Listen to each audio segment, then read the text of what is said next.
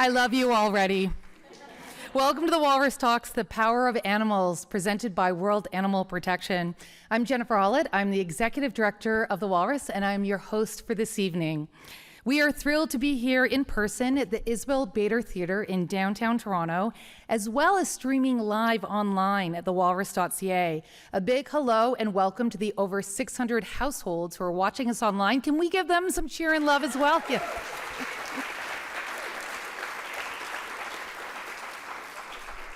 A shout out to those audience members. We have people tuning in from all over Canada, including Burnaby, North Bay, Saskatoon, Winnipeg, and Montreal, as well as people watching around the world. So hello to Stockholm, Westchester, Pennsylvania, Marseille, France, and Chandigarh in India. Now, we encourage you all, whether you're in this room or online, to share highlights from this conversation on social media. You can take a pic. Sometimes people like to share a quote that really stands out and makes an impact. Tag us at The Walrus so we can see that. And a hashtag is a great way to connect these audiences. Our hashtag tonight is hashtag Walrus Talks. I'd like to start by acknowledging that we are gathered within the bounds of Treaty 13, signed with the Mississaugas of the Credit. This land is also the traditional territory of the Anishinaabe, the Haudenosaunee, and the Wendat peoples. Today, Toronto is home to many diverse First Nations, Inuit, and Métis peoples. And at the Walrus, we are honored to carry on a tradition of storytelling, and that includes the power of animals in storytelling. And we encourage you all to reflect on the land that you're on, whether you're here in Toronto or wherever you're joining us from online and around the world. A bit about the Walrus. The Walrus is Canada's conversation. We cover stories across Canada to offer a deeper understanding of who we are for those inside and outside the country. This year, from tariffs to taunts of becoming the 51st state, never. Canada is the conversation, and the country is standing strong. We're responding to this moment with facts, with analysis, and yes, even some humor, as is the Canadian way. You can find The Walrus online at thewalrus.ca, in print or on newsstands, or by subscribing to The Walrus. You can also listen to our stories, to our podcasts, or take part in events like this one. This work is independent, and it's powered by our community of donors, supporters, and partners. So thank you all to being here, and to World Animal Protection for partnering with us on this event.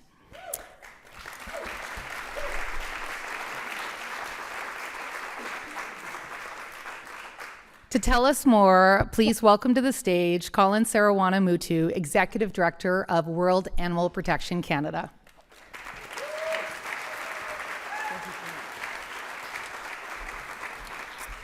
Thanks, Jennifer. I'm Colin Sarawana-Mutu, Executive Director of World Animal Protection Canada. Thank you, everyone, for being here this evening. This is a day we've been looking forward to for many months, and we're thrilled that the day is finally here.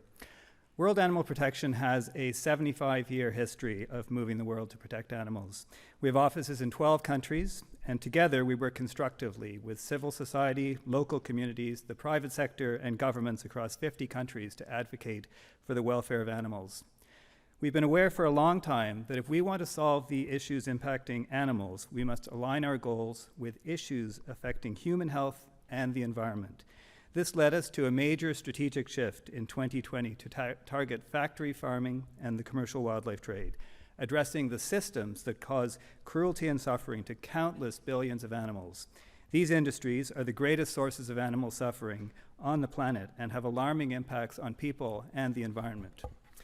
Several events since then, most notably the pandemic, have amplified the urgency of our mission. We're ramping up efforts to expose the severity of animal exploitation in our world and mobilize all sectors of society to take action. We can certainly do more in Canada. Many Canadians would be surprised to know that our animal welfare standards are actually not terribly good and lag those in many countries. Gandhi said, "The greatness of a nation can be judged by the way its animals are treated." As proud Canadians, that should be a rallying call to push for something better. Animals can easily be overlooked in policy discussions on how we plan for and cope with crises. They can't advocate for themselves. But placing a higher value on the welfare of animals may be the key we're looking for to really move solutions forward, especially for the climate crisis. When we take action to protect animals, we're also protecting ourselves and the planet. This is the power of animals. In 2025, and greatly heartened by local, national, and global developments, the One Health concept, which is an appreciation for the fundamental interconnectedness of animals, human well-being, and the environment, now underpins global strategies on pandemic prevention, antimicrobial resistance, the climate crisis, pollution, and biodiversity loss. Tonight we'll be exploring the idea of interconnectedness. I'm really encouraged that all of you have chosen to join us this evening to hear from these experts, and what a lineup of speakers we have. It feels like we're at a turning point in our awareness and willingness to prioritize the needs of animals in our quest to create a thriving future for all. Thank you again for joining us.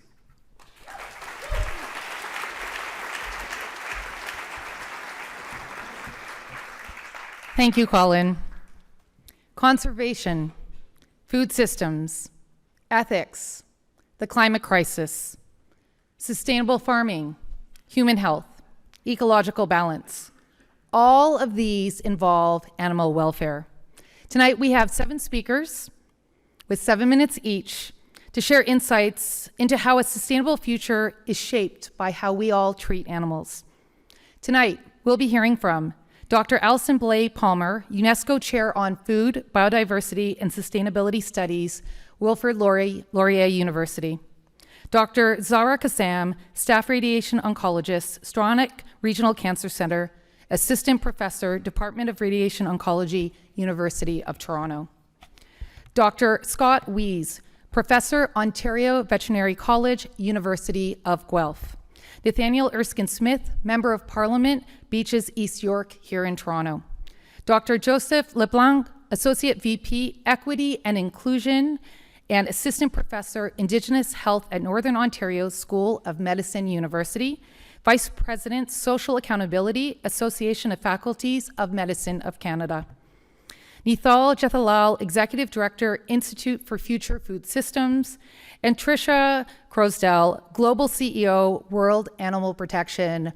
What bios, what a lineup. Let's get into it. Thank you all.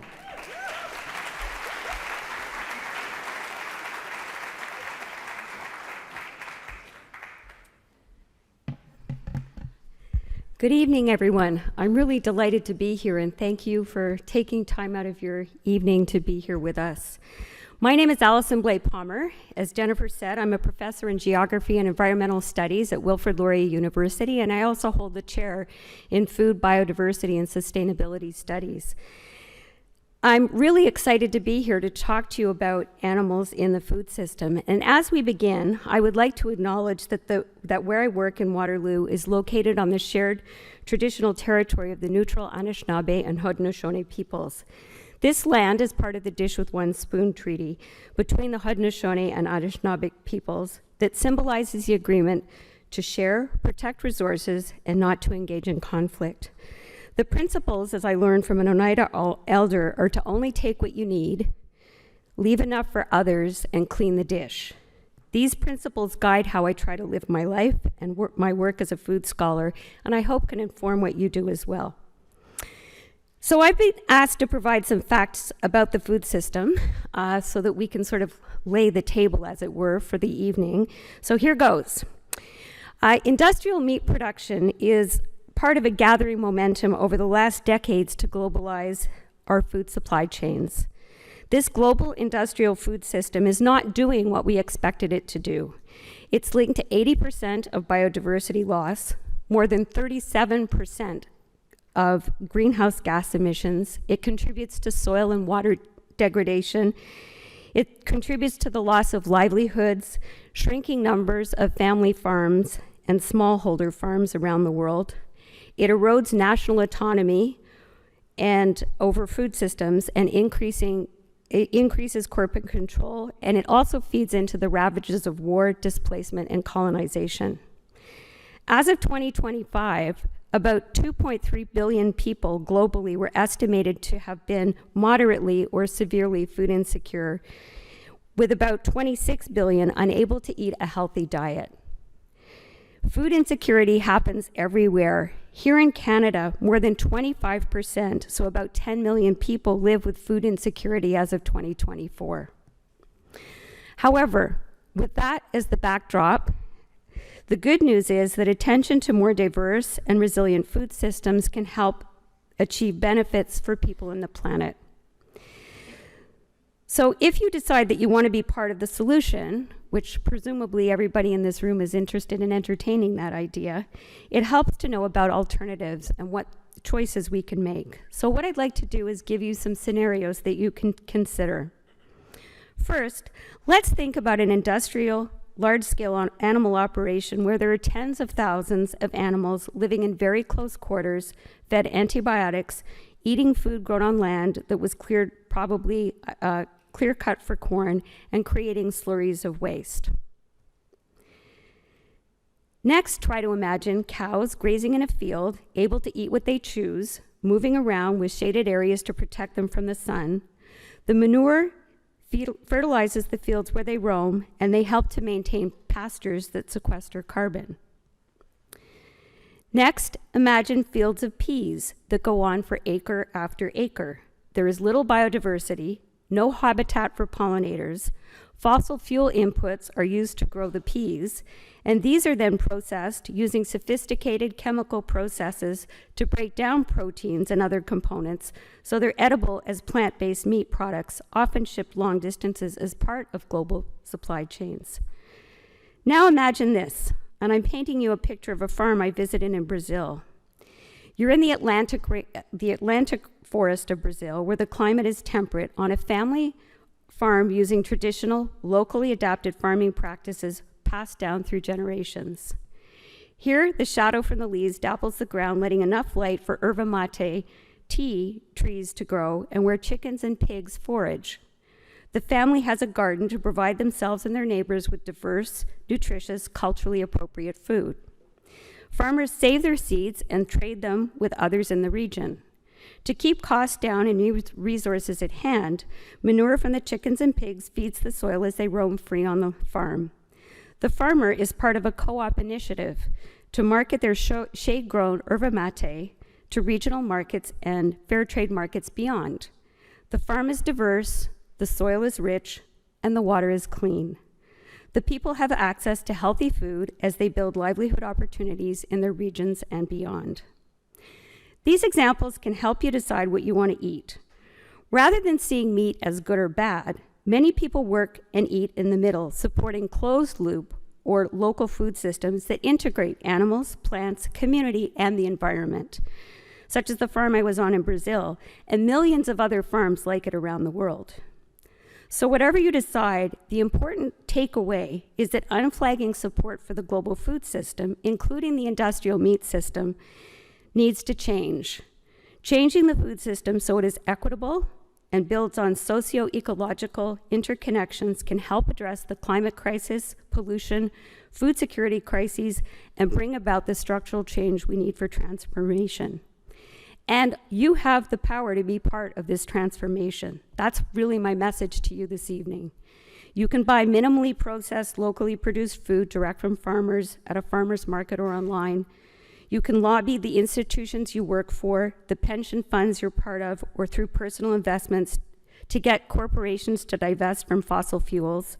You can ask your government representatives to support ecological family farm producers and fair co-ops along the food chain through public procurement, such as through school food programs that buy food from local farms like they have in Brazil, Kenya, and many other countries.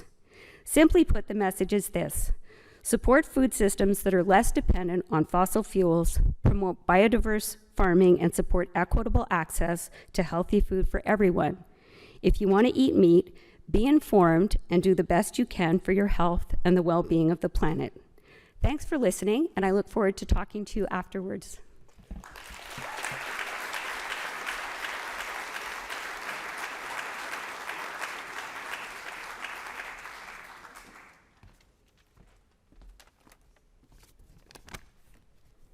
Good evening. My name is Dr. Zahra Kassam. I'm a radiation oncologist and director of Plant-Based Canada. As physicians, our duty is to protect and promote health. I will begin with an admission. Like most of my physician colleagues, I was not taught in my medical training about the profound link between diet and disease. It took me years in practice to realize just how much our meat-heavy diet is driving illness in our patients. Now I talk to all my patients about food because the evidence is clear. One of the greatest drivers of poor health and one of the most powerful levers for change is right on our plates. Decades of research show that plant-based diets can help to prevent, treat, and in some cases reverse chronic disease. What we lack is not science, but action. Chronic disease is crippling our communities and our healthcare system. The World Health Organization tells us that non-communicable diseases account for 3/4 of global deaths. A significant portion of these could be prevented by lifestyle behaviors, including diet.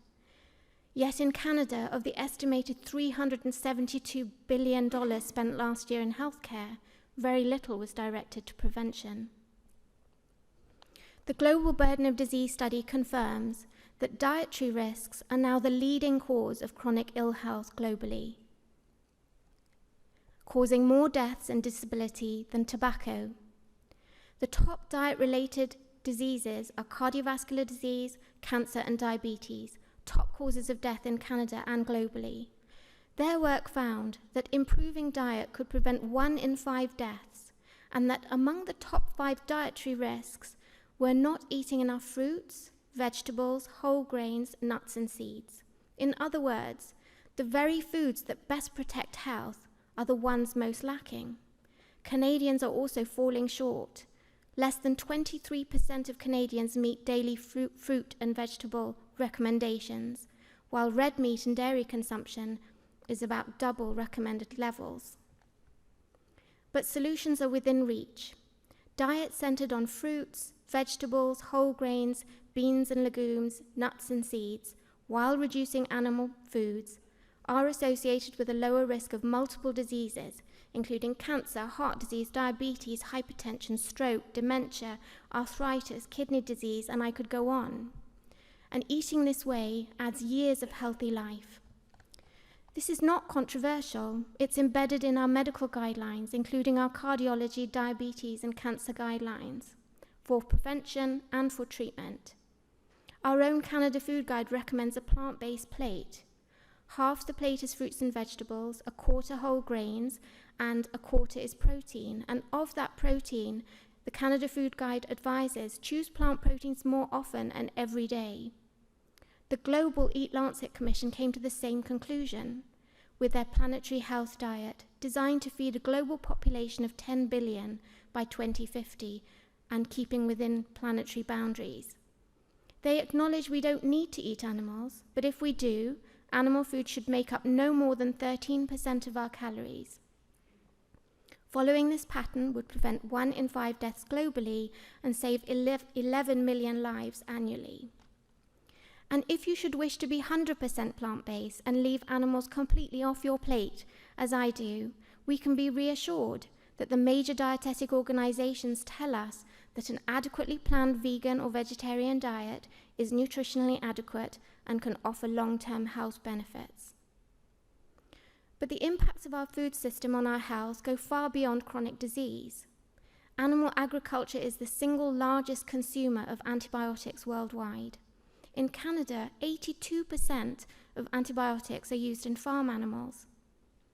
This accelerates antimicrobial resistance, which the WHO ranks as a top 10 global threat to humanity. Resistant infections already kill thousands of Canadians every year, undermining the very foundation of modern medicine. Industrial farming also heightens pandemic risk. Intensive animal confinement, global meat supply chains, and habitat destruction for animal agriculture are fertile grounds for zoonotic spillover. COVID-19 showed us the devastating toll of a pandemic on our health and communities. Outbreaks of infections, including avian and swine flu, occur regularly in farming operations, including here in Canada. If these strains break into humans with their high mortality potential, the results will be catastrophic. Reducing dependence on animal agriculture is therefore a central pillar for pandemic prevention. There is also stark inequities in the animal sector. Slaughterhouse and processing jobs, dangerous, low-paid and traumatizing, are disproportionately held by marginalized workers, often recent immigrants. Their jobs carry increased risk of injury, PTSD, and depression. Large-scale animal operations are often sited in marginalized communities, exposing residents to air and land and water pollution and increased risks of disease. And we cannot ignore the planetary crisis. Animal agriculture is a major driver of greenhouse gas emissions, deforestation, diversity loss, species extinction, water and air pollution, all of which circle back to our personal health. These planetary impacts cause increasing rates of multiple diseases, such as cardiovascular disease, respiratory disease, cancer, heat-related illness, infectious disease spread, mental health harms, and destabilization of the very health systems we rely on. Our medical institutions now recognize this. The Lancet Countdown Report on Health and Climate Change for Canada, in collaboration with the Canadian Medical Association, identifies shifting towards plant-based diets as one of the top 3 priorities to mitigate climate change and protect Canadians' health. In conclusion, our animal-based food system is a central thread affecting our health, connecting chronic disease, antibiotic resistance, pandemic risk, social injustice, and ecological and climate breakdown. We must resist industry-funded manufactured doubt and distractions, from greenwashing sustainable beef claims to false fake meat scares. We have a moral imperative to act. Let us prescribe one of the most powerful medicines we have, plant-based nutrition, for healthier people, healthier communities, and a healthier planet. Thank you.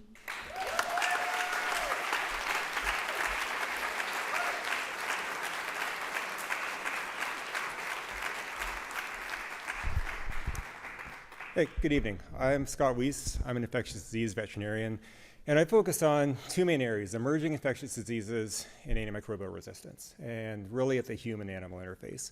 Today I want to talk about antimicrobial resistance, or AMR. And to do that, we have to think about antimicrobials and the miracle of antimicrobials. And that's not hyperbole. They've changed society. Right? The invention of antimicrobials is the accessibility to let modern medicine become modern medicine. Let us treat people, let us treat animals. We would not be where we are without them. It was revolutionary. But antimicrobial resistance, this inevitable response, is counter-revolutionary. If we look globally, over 1 million people die of antimicrobial resistance every year, and that's going up. And the burden is largely in young children in developing countries. If we look at Canada, economic costs, $1.4 billion, that's billion with a B, every year, and accelerating. If you look at food animals, it's been estimated that by 2050, if things are unchanged, AMR will account for production losses equivalent to the food needs of 750 million to 2 billion people. That's staggering to me, and we don't pay attention to it, right? We call it a silent pandemic because it's causing tremendous damage, but most people don't think about it. And why do we have this problem? We have this problem because we have a drug use problem. We use antimicrobials, and we have to use them sometimes, but we use too much. And we use them in situations where we have other options. And antibiotics are strange drugs. So if I'm treating an animal, or if you're taking a painkiller, right? It works or it doesn't work, and that's pretty much the end of it. If I treat an animal with an antibiotic, it works or it doesn't work, but I change that animal. I change the bacterial population in it. A little bit of selection for antibiotic resistance that might cause problems in that animal later on. Might spread to other animals in the household, on the farm, might spread to the owners, might spread to you, might spread to me as a vet. If it's a food animal, it might get into the food and the water and the environment. So that single use in an animal has myriad downstream effects. And they're really, really small at the individual level. But when we do something over and over and over and over again, we go from a small effect to a big effect to a global health problem. And that's where we are with antibiotics. So how can we have these coexist, this use of antibiotics in animals and in people? We have this arrogant human approach that we have people and we have animals, right? The bacteria don't care. We're hosts, right? And we have to think about this globally and across species. So maybe I'll ask you a question at home. You can raise your hand by yourself if you want. What percentage of antibiotic resistance in people do you think can be attributed to antibiotic use in animals? So we'll say maybe less than 10%. Raise your hand. You don't have to raise your hand if you don't want. 10 to 25%, 25 to 50, 70 or 50 to 75, 75 plus? Yeah, we have no idea, right? Not a freaking clue. We can say it's probably very low. If we look at the global human health problems with antibiotic resistance, most of them aren't coming from animals. Some are, but most of them are human-specific bugs. We're not getting drug-resistant gonorrhea from antibiotic use in animals. But there are some, right? For me, it's probably less than 5%. It's probably actually well less than 5%. But a small percentage of a major problem is still a major issue, right? So we have to keep it in balance, but we also can't use that for deflection. I was looking at this picture before. I think I've treated every species up there and more except for the bat, although we've done disease surveillance in bats. And there's a reason to say that because animals is very broad. Like I said, we have this human and animal mindset. And if I say antibiotics in animals, what do you think? What picture comes to your mind? Probably lots of chickens, cows, pigs in a barn with a lot of, and that's fair, right? That's how a lot of antibiotics are used. But that's not it, right? We have the mass-produced, conventionally housed, animals. We have outdoor reared animals. We have small-scale farming, especially in low and middle-income countries. We have backyard chickens. We have animals in rehab facilities and in zoos. We have working animals. The tractors in some areas still are working animals. We have animals used in competition, racehorses, and we have pets. The species that live in our bed and lick our face, right? We have that close interaction with. And that's the species I deal most with clinically. And the issue is, if we try to say animals, it's too broad. Something that might be effective in one species or group may not work in another, or may be counterproductive in another. Things that get done to address antibiotic use in food animals can negatively impact how we treat companion animals. And that actually is a realistic problem. So the take home is it's complex. That's my main theme of the day. And, we're not going to have a zero antibiotic use in animals target. It's just not going to happen. From my standpoint, if we raise animals for food, fiber, companionship, whatever, I have an ethical duty to make sure they're healthy, to treat them if they're sick, right? And sometimes that will include antibiotics. And if we try to set the threshold too low, we run into problems, right? My mantra is use as little as possible, but use enough. And we have to balance that. And it's tough because the target really changes all the time. But why do we use antibiotics? People are animals. We use them because of health, right? Or lack of health, or often perceived lack of health or fear of lack of health, not actually because there's an issue. So what do we need to do to improve antibiotic resistance? We need to improve health. That's people, that's animals. Improving antibiotic resistance in lower middle income countries, water, sanitation, hygiene, vaccination, food access, all of these things. Same thing in animals. Nutrition, better ventilation, better management, vaccination, access to veterinary care. Improve health so we don't need to think about antibiotics. But we also need to work on the human brain. This is the biggest barrier to antibiotic stewardship because we're fearful, we're risk averse. What the hell, let's use an antibiotic, right? I don't know what's going on. I do this because we've done it. If we stopped that, we would drop our antibiotic use massively. And then we could do other things to reduce it further. Better management, better vaccination, better husbandry. We have to accept that we're going to use antibiotics in animals from my standpoint, but we don't have to accept the status quo. You can use antibiotics as a crutch. You can raise animals and raise them poorly and throw antibiotics at them and you'll do okay, right? We can have poor ventilation, poor housing, no vaccination. We can get by with antibiotics and that's not appropriate. They shouldn't be used as a crutch. They shouldn't be used to support unsustainable practices. They should be plan B, or probably not plan B, they should be plan like M, A, B, C, down to M. Like we do all these other things, and then when we still get disease, despite doing all these other things, then we use an antibiotic because I have a disease that I have to treat, and I've done everything else. So just to wrap up, the key take home I think for this today is to think about the complexity and the nuance. We too often soundbite it. We try to oversimplify the problem. There's no single solution. There's no easy solution. That's why we haven't fixed it. Recognize the nuance, recognize the complexity, embrace the issue, figure out how we improve health, human and animal. Think about using antibiotics as little as possible, using them when needed, but focus on optimizing health as that impacts welfare, antibiotic resistance, and everything else down the line. Thank you.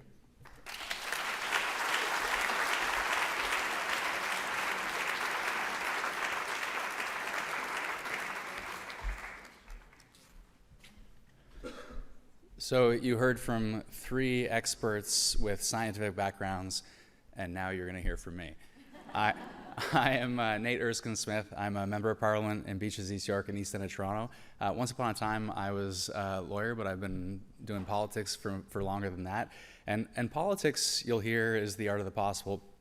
I also think politics, though, is about making what's impossible today possible tomorrow. And I think that is especially true when it comes to animals, because lots of people care about animals. And we have an animal welfare caucus that started, I think, around 2016, 2017. On the Liberal side, we've had different all-party meetings. And we have heard from animal experts who will tell us time and time again, animals think, they love, and they feel, and they deserve our respect and compassion. And I hope we all know that to be true, because that is true. Now, some people will care about that, and they will change their behaviors, as some of the speakers before me suggested we should, and I think we should. Not everyone will, though, and so I think what's really interesting is people will sometimes arrive at the same conclusion, but for different reasons. Some people come to it for animals, and they will change their habits and their behaviors. That applies to me, that I was raised vegetarian because of my mom and because of a concern for animals. Others, though, and you just heard a ream of facts about the impacts on climate as a result of industrial animal agriculture. People who care about climate first and foremost will change their behaviors as it relates to animals. These things are interconnected. Same when it comes to our own health.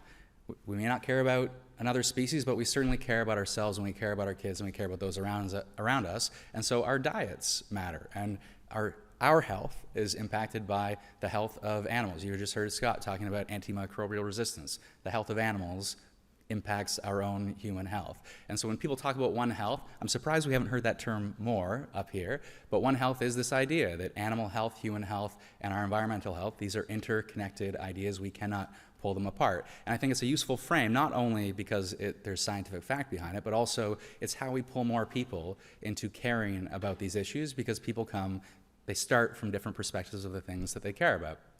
Now, in Ottawa, we have seen some progress for animals along the way. I could tell a story about how, when I was just telling a story earlier, when I was first elected, I introduced a bill to strengthen protections for animals in the criminal code. It went completely sideways. It did not pass. Now, out of that effort, we have an animal welfare caucus, and we've seen the government subsequently act to modestly strengthen protections in the criminal code on animal fighting and abuse. We've seen the government take action to ban shark finning, for example. We've seen the government take action to ban the captivity of cetaceans. And I know marine land is now back in the news. Well, hopefully there's a whale sanctuary soon coming online in Nova Scotia. I think it will be online hopefully next year, and we'll hopefully see some of those whales saved and living a better life in the sanctuary in Nova Scotia. Still work to do.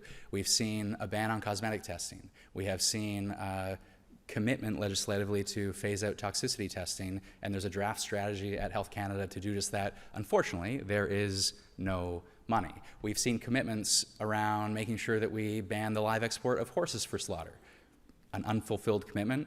Jan Arden wants us to do it yesterday, and she's right, but we promised to do this, and we should do this. We have promised to make sure that we pass once and for all the Jane Goodall Act to protect animals in captivity. I was saying earlier to one of the fellow speakers, the strangest moment I've ever had in politics was being the House Speaker on the Jane Goodall Act, and Jane Goodall was zooming in, and the late Murray Sinclair was zooming in, and I was wondering how I could possibly be standing between these two icons.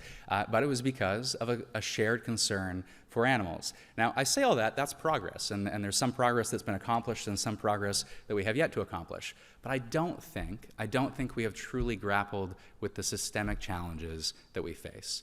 And sometimes it's important, these one-off issues, look, they protect animals, they save animals, animals are better off, we strengthen animal protections. The way we talk about it, the way we remind people that animals matter, and this one-off issue is actually part of a broader advocacy movement of improving animal protections overall, is incredibly important. I think, again, we can change minds. The more you change minds, the easier it gets to change laws and change rules. I will say, though, when I think of system-level change, it will, and you've heard this from others, it does track back to food systems. And I had a pandemic prevention and preparedness bill, and I was told, remove the agriculture section.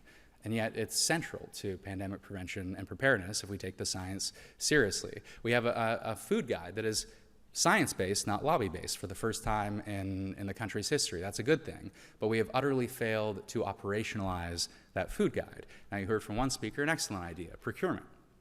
Imagine if provinces took this seriously and our hospitals not only reactively responded in a healthcare-focused way, but also served healthy food and incorporated preventative healthcare in what we do on the day-to-day. Imagine if the National School Food Program procured healthy food for our kids, better for our kids, better for animals, better for our environmental health. You could go down the list. Federal procurement, provincial procurement, government procurement would go a long way. I've tried for 5 years unsuccessfully in federal budgets of hundreds of billions of dollars a year. I have tried to get $2 million to train chefs of tomorrow, to update culinary curricula across this country. We did it once upon a time in 2012 to reduce sodium in culinary curricula. Imagine we did it to update culinary curricula, to operationalize the food guide, so chefs of tomorrow understood that, of course, they're going to cook all sorts of different things, but they understood the science behind the food that they were putting on your plate. Imagine on the innovation front. We are going to wake up 20 years from now, and meat is going to come from very, very different places. If you have not heard of cellular agriculture, I encourage you to look into it. Meat is going to come from a very different place than it does today, because what we do today is incredibly unsustainable, and governments today should be funding those innovation efforts, so what is impossible today is possible tomorrow. And all that's to say, I encourage you all, when a politician knocks on your door in the next election, ask them what they're going to do to make sure environmental health, human health, and animal health are being dealt with together. Thank you.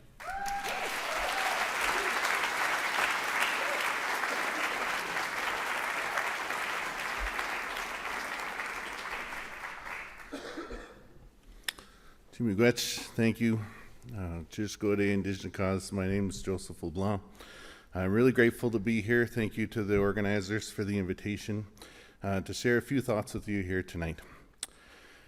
To sit at a common table together and reflect on the power of animals is a great honor, and I thank you for that. I've thought a lot about this, so let's get to it, the power of animals. The truth I've learned is that every animal has special powers. These powers have evolved through the pressures of literal life and death situations. That's how evolution works. What works for one doesn't necessarily work for another, and every animal has its own niche and its own way to survive and thrive. In preparing for today, I've consulted with a lot of animals. I've watched a beaver swim and slap its tail outside its lodge. I've watched a cedar waxwing, my favorite bird, carefully select berries from a branch. I've heard squirrels stashing nuts for the winter as they bounced off our roof, many of which they'll never eat themselves because they're all part of an ancient communal food security system based on collective stashing and raiding. I've watched moose offer themselves in answer to prayer, honoring their part of a sacred covenant forged by our ancestors. And I've watched a young boy learn from his uncle how to bait a hook. Then I watched him spend weeks trying to catch fish, while those same fish were mastering the art of stealing worms from hooks. Maybe they've been watching and learning from their fish uncles. And I've even consulted my dog Nala, who taught me that she already knows what I'm here to share with you today, that food, shelter, and happiness are free. Sometimes I think life reincarnated as a family's mixed mutt would be pretty great. All these lives are part of a web of life held in reciprocity. Animals know how to feed themselves, build shelter, stay warm or cool, find joy, and live life with purpose. And all of this they do for free because they follow one of the basic laws of life, the law of enough.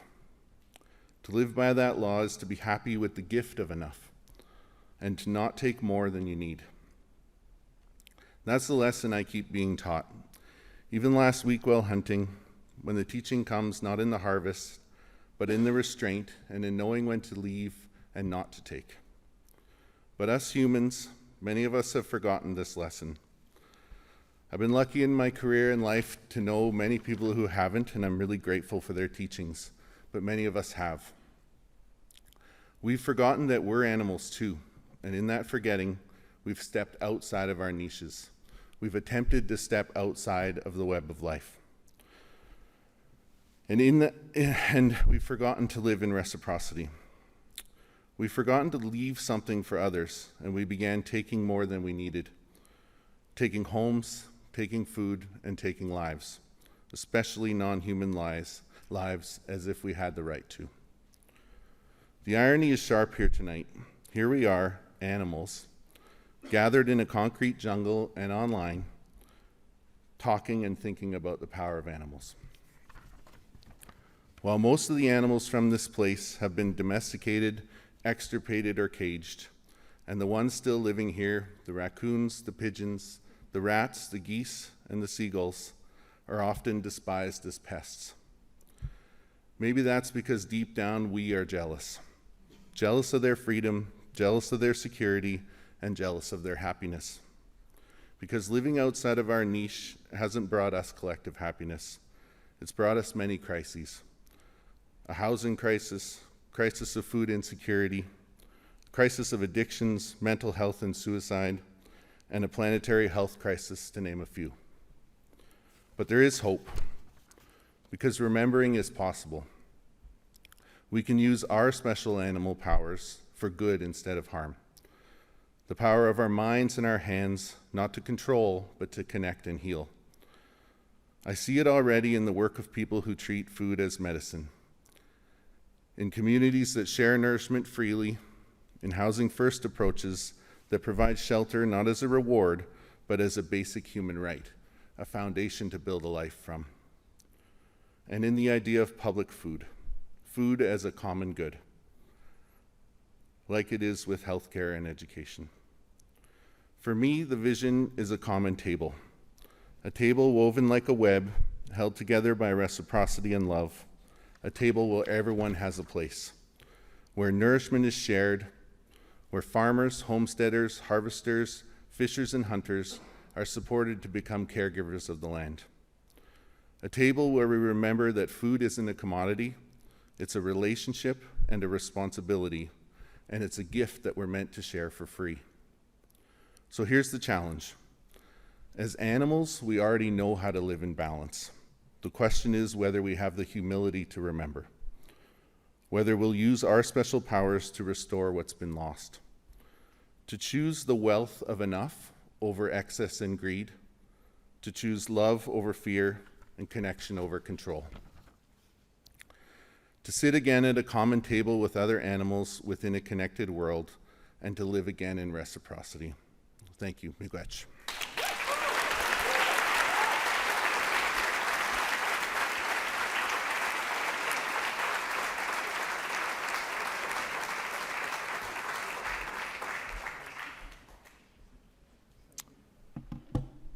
Good evening. My name is Nital Jethalal, and I'm the Executive Director of the Institute for Future Food Systems. It's a pleasure to be with you here all this evening. Since tonight's about the power of animals, I wanted to open with a question. What are animals worth alive? In 2019, an IMF economist calculated that a single great whale is worth more than $2 million for the carbon it sequesters, the fisheries it sustains, and the ecotourism it generates. That's up to 20 times more than its value dead. Throughout history, the role of animals has been a subject of deep debate, ensnaring many of the most recognized minds of their times. But 200 years ago, the Industrial Revolution began a process of separation. Mechanized agriculture moved animals out of sight and, for many, out of mind. Today, animals are more embedded in our lives than ever, nowhere more so than in our food systems. Every year, more than 90 billion land animals are slaughtered for food. That's the equivalent of Canada's population being killed every 4 hours, alongside 1 to 2 trillion aquatic animals. This leaves us with a world today where just 4% of mammal biomass is wild. Humans make up about 1/3, livestock nearly 2/3. This means that 2 out of every 3 mammals on Earth is now a farmed animal. How did we get here?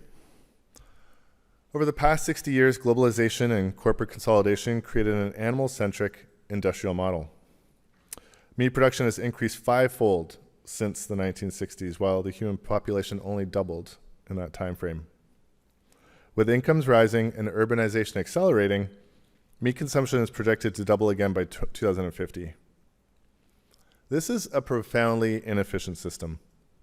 The world already grows enough calories to feed everyone, yet vast amounts are funneled into livestock. 2/3 of energy is lost when plants are converted to animal protein. Half of all our habitable land is agricultural, 3/4 of which is devoted to meat, dairy, and eggs, and yet they supply just 18% of our calories. This global food system is also very fragile. 4 crops, rice, wheat, corn, and soy, make up about 60% of global calories, and their production is concentrated in just a handful of countries, with the US being the common denominator in each one of those crop groups. I'm sure it gives you all great comfort knowing that the global food system relies on American stability right now. Speaking of which, Canada relies on the US for about 2/3 of our vegetables and 1/3 of our fruit. And the free trade promise of staggering vast wealth for some of the more developing countries who first joined during the neoliberal regimes in the 80s and 90s fell short. Today, 40% of countries depend on imports for food, leaving them very exposed to shocks. Most cities can't even make it, let alone a week, if not days, without food supply coming in at some point. The costs of our increasingly animal-centric system are staggering. The Food System Economic Commission, which is a group of different multidisciplinary experts, estimates the hidden annual costs of our global food system to be between $12 and $15 trillion, putting it as arguably the largest market failure in the world today. These costs are borne by health systems, ecosystems, and generally all of us in society. In Canada, diet-related illnesses cost more than $80 billion annually. AMR, as you heard Dr. Weese talk about, is projected to cost $1.5 to $3.5 trillion globally within 4 years. Some estimates, if that does not come down, have it in the tens, if not over $100 trillion by 2050. Ecologically, animal agriculture drives biodiversity loss, deforestation, freshwater depletion, but also human rights abuses are endemic in this system. Meatpacking is among the most dangerous industries in North America. Ranching displaces indigenous communities abroad, and up to 20 million different types of indentured labor is employed in the animal agricultural food chain or its associated areas. Plus, 1/3 of all food is lost or wasted each year, much of that tied to animal products as well. Shifting to fewer animals in the food system delivers wins across health, environment, and economy. As Dr. Kassam has shared, plant-based diets prevent and even reverse chronic disease. I've seen the results firsthand for the past 30 years through my father's own medical practice. Hi, Dad. Globally, vegetarian and vegan diets are already 22 to 34% cheaper than current diets in high-income countries. This was huge research that came in 2021, and yet I still get asked regularly about this myth that getting rid of animals in your diet is more expensive somehow. Canada is well positioned right now to make this transformation. We're the world's largest producer of peas and lentils. We have a plant-based sector projected to add $15 billion to GDP and 50,000 jobs.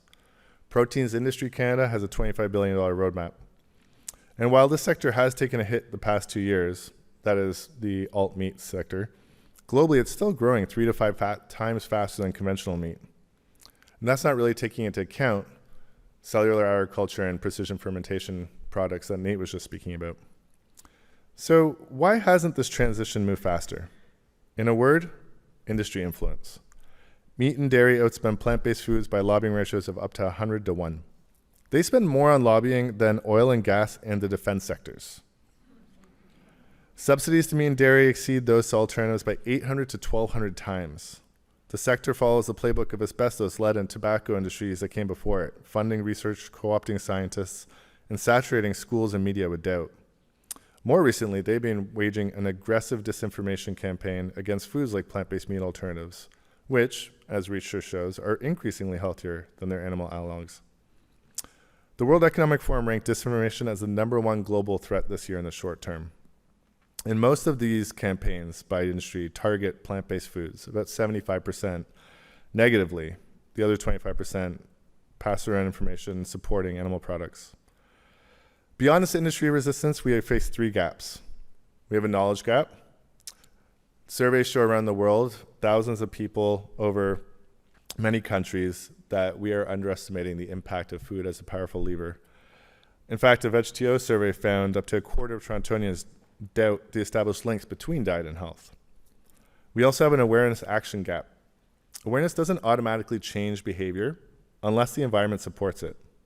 And this is where choice architecture comes in. The way options are presented influences decisions. A simple nudge like making the plant-based meal the default on a menu can shift choices without removing freedom. For example, in New York, hospitals now serve 60% of meals as plant-based defaults with 95% satisfaction. And finally, there's fragmented efforts and a coordination gap, both on the government and policy side and within civil society. It's understandable because food is so intersectional, but we do really need to coordinate and work as efficiently as possible. I will leave you with the thoughts of what systemic change is required before what we can all do. Federally, there's a lot of promise in what Canada is doing. We have a national school food program that Nate mentioned. We're updating infant nutrition guidelines right now for the first time in 10 years. The Public Health Agency of Canada has also launched a preventative healthcare framework that could very well do with more focus on food. Provincially, we can make lifestyle medicine billable, which would be a game changer for the healthcare sector, expand fruit and vegetable prescription programs, and strengthen food and climate curricula free from industry influence. And finally, municipally, we can adopt consumption-based emissions inventories, something that Toronto's actually done. And after doing, we found that food wasn't just 2% of our emissions as initially thought, but 24%, or the leading source. There is no transformation without reskilling labor, and that is a pivotal area that needs to be figured out. Canadian producers are on average 56 years old, and the International Labour Organization has flagged retraining as a top priority globally. We need to figure that out. And targeted basic income is likely going to be needed there too. Finally, individuals matter. What can all of us do? Not just voting with our dollar and our personal choices, but where can we exert some of our own influence? You can start by asking schools, hospitals, workplaces, and retailers to make healthier defaults. Help reshape the decisions of choice architects around you. Small interventions multiplied across millions of daily decisions create tipping points that shift norms. The truth is this: food is the most under-leveraged solution to some of today's crises. By valuing animals and nature alive, by recognizing the hidden costs of industrial animal agriculture, and by mobilizing the benefits of plant-based foods, we can build a system that is healthier, fairer, and more resilient. And Canada, as a leader in plant-based protein production, can help lead that transformation. Thank you.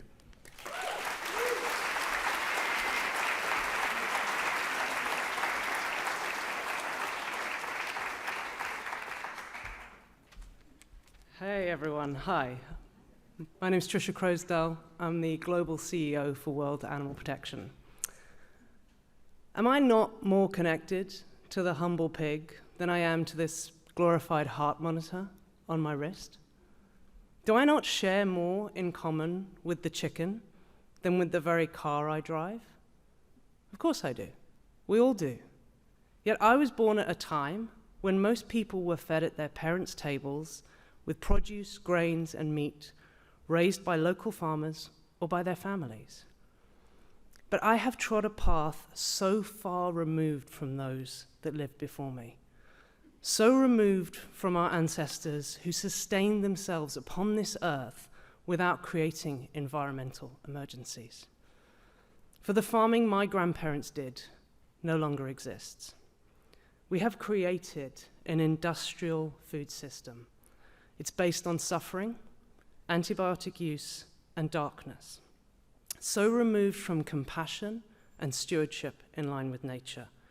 Yet we wonder when zoonotic disease upon zoonotic disease unleashes itself upon us. We cry, why us? What have we done to deserve such cruelty? But then we go back to old behaviors and repeat. Our food systems are broken, and we must be the people to fix them. Hundreds of billions of animal lives are killed on this planet every year for food, and it gives us around 20% or so of our calories. It's a backward system based on extraction, destruction of habitats, and total disregard for the animals trapped in factory farms. Even though that this has become the foundation of our global food systems, we seem to have a very little understanding of its impact on us, on animals, and on the planet. And there's a surprising lack of impact, a lack of urgency around curbing these impacts. I mean, we seem really eager to embrace electric vehicles to reduce emissions, but we are reluctant to demand that food companies change their practices, produce more plant-based options. Even though animal farming accounts and is one of the biggest contributors of methane and nitrous oxide, easy to say, we don't see factory farming mentioned in the news agendas or on government agendas whenever the climate crisis is discussed. Not in the same way that we see fossil fuels targeted, but it's starting to change. Because let's face it, we have to do things differently. We're at the point where we cannot any further go down this road of exploitation. Our fate is now linked to how we treat animals sharing this earth. So let's give a little bit of hope and progress, right? What does progress look like? We've heard from others.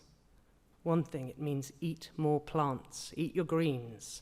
Even a small reduction in the amount of meat and dairy consumed globally has big impact. Doing this would mean fewer animals would be born into and trapped on factory farms. Fewer antibiotics would be used. We would have lower emissions, better health, lower food costs. Here in Canada, World Animal Protection just relaunched a program to support people in making this change. When it was first launched in 2022, 83% of participants said our meal plan helped them to reduce their meat consumption, and we're hoping to reach an even bigger audience. Progress means being aware of ethical approaches to farming and supporting those farmers who are committed to farmed animals living good lives. I visited a farm in Thailand recently where the farmer provides a high welfare environment for chickens. The chickens are allowed to roam freely amongst the trees. They even fly. Chickens raised in factory farms typically spend their entire lives in spaces no larger than a sheet of paper per chicken. They never see daylight. I visited a farm in Scotland where the pigs are free to truffle in the forest. Unlike factory farm pigs, they are antibiotic-free, slower growing, and they live longer, healthier lives. And by allowing them to truffle, they are nature's land managers. They're revitalizing the land, encouraging more wild animals, insects, amphibians, birds, all sharing the same space. So progress means having the courage to challenge the status quo of our food systems. And this is happening too.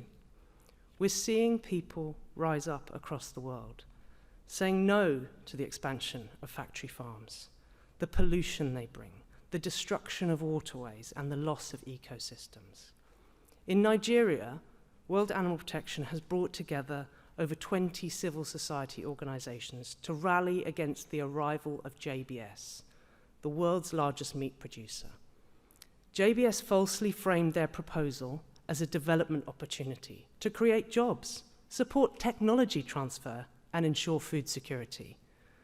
But wherever factory farms take hold, the people there become poorer and less healthy, and we can and we must stop this from happening.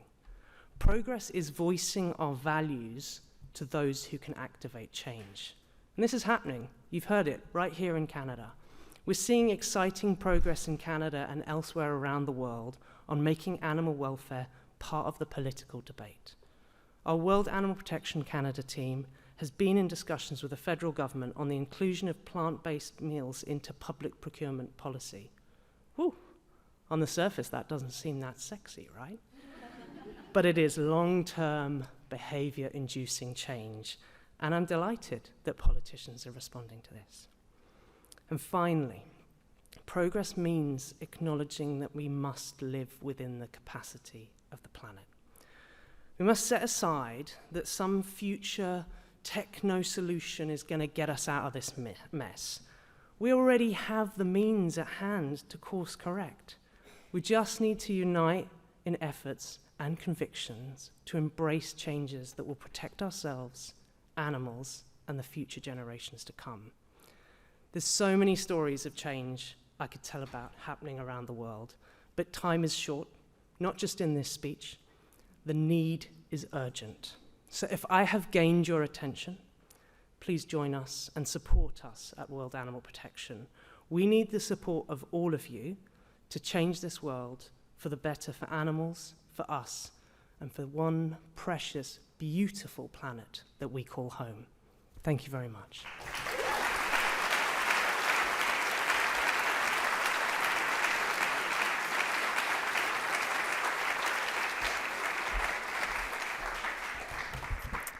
Thank you to our talkers. Dr. Alison Blay-Palmer, food scholar. Love this title, food scholar. Let us reimagine our food systems, and we can all start with our local farmers markets. Dr. Zahra Kassam, the link between diet and disease and meat-heavy diets, a plant-based diet, we can recognize it as medicine. Dr. Scott Weese, the downstream effects with antibiotics in animals, yikes. I think you really captured our attention with all the connections there. And a theme you mentioned and throughout is that we don't have to accept the status quo. Nathaniel, Erskine-Smith, people come to animal welfare through different doors. And it's always encouraging when a politician says, talk to your politicians about it, whether it's door knocking, but that there are conversations to be had with politicians and across the political spectrum. Dr. Joseph LeBlanc, every animal has special powers and that we can learn from animals. A great reminder on the law of enough, and you have inspired me to pay more attention to animals because there is so much that they can teach us, even the city animals that we often overlook. Nital, Jethalal, we are in an inefficient system, and it's important to pay attention to the details and acknowledge how there's so much room for efficiency ahead that would serve so many things in our world. And finally, Tricia, Croasdell, we are so far removed from farming of the past. We should not be ignoring factory farming, even if it's not in front of us, and that there's an opportunity and time right now to do things differently. A round of applause again for our talkers this evening.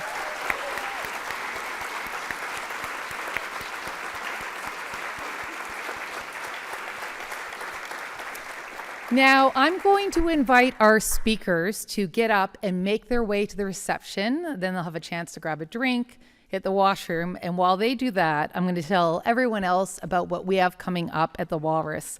We encourage you to join us online on Tuesday, October 7th for the Walrus Talks at Home, Growing Canadian Productivity, working a lot about productivity. We'll have 4 expert speakers breaking down what exactly is productivity, why it matters, and how our social sciences experts contribute to its growth.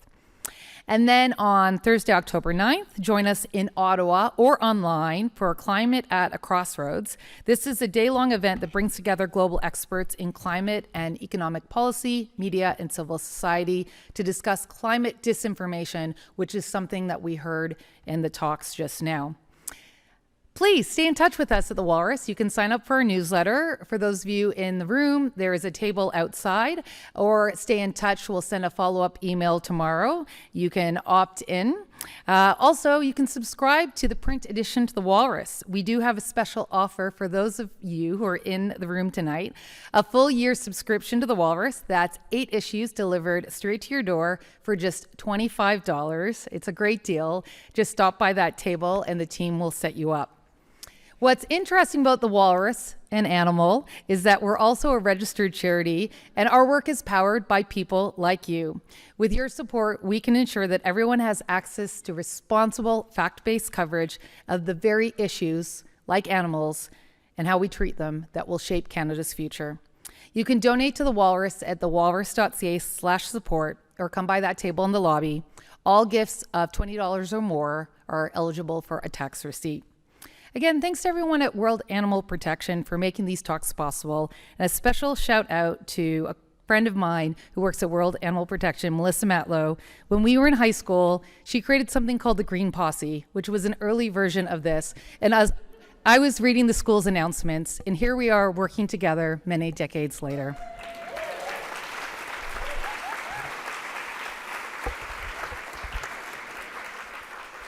Thank you as well to our annual sponsors, Air Canada, Bullfrog Power, again, another animal reference, Inspire, RBC, and Rogers. Thank you all, each one of you, for attending in person and online, and to the animals at home who are also tuning in and nodding. You are all part of the Walrus community. Have a great evening.